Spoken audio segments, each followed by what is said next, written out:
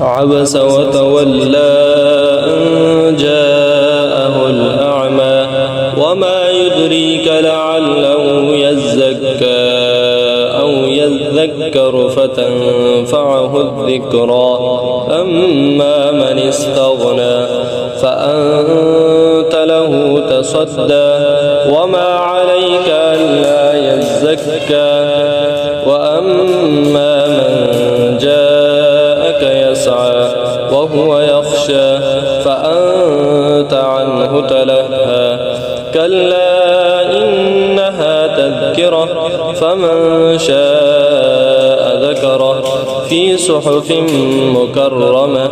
مرفوعة مطهرة بأيدي سفرة كرام بررة قتل الإنسان ما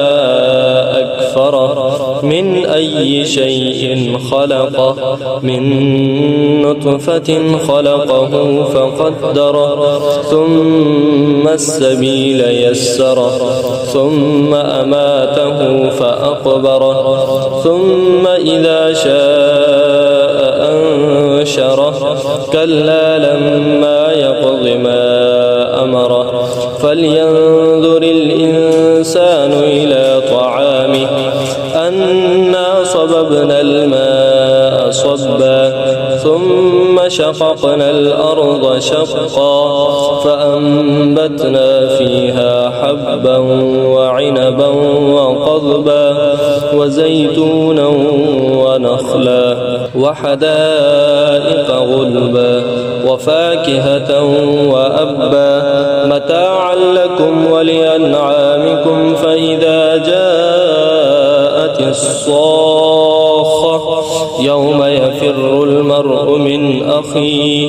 وأمه وأبيه وصاحبته وبنيه لكل امرئ منهم يومئذ شأن يغنيه وجوه يومئذ مسفرة ضاحكة مستبشرة ووجوه يومئذ عليها غبرة ترهقها قترة أولئك هم الكفرة الفجرة.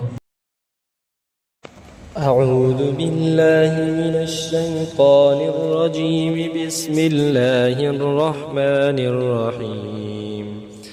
إذا الشمس كبرت وإذا النجوم انكدرت وإذا الجبال سيرت وإذا العشار عطلت وإذا الوحوش حشرت وإذا البحار سجرت وإذا النفوس زوجت وإذا الموءودة سئلت بأي ذنب قتلت وإذا الصحف نشرت وإذا السماء كشطت وإذا الجحيم سعرت وإذا الجنة أزلفت علمت نفس ما أحضرت فلا أقسم بالخنس الجوار الكنس والليل إذا عسعس والصبح إذا تنفس إنه لقول رسول كريم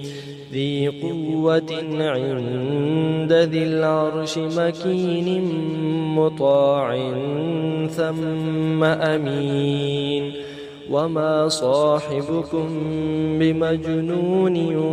ولقد رآه بالأفق المبين وما هو على الغيب بضنين وما هو بقول شيطان رجيم فأين تذهبون إن هو إلا ذكر للعالمين لمن شاء منكم أن يستقيم وما تشاءون إلا أن يشاء الله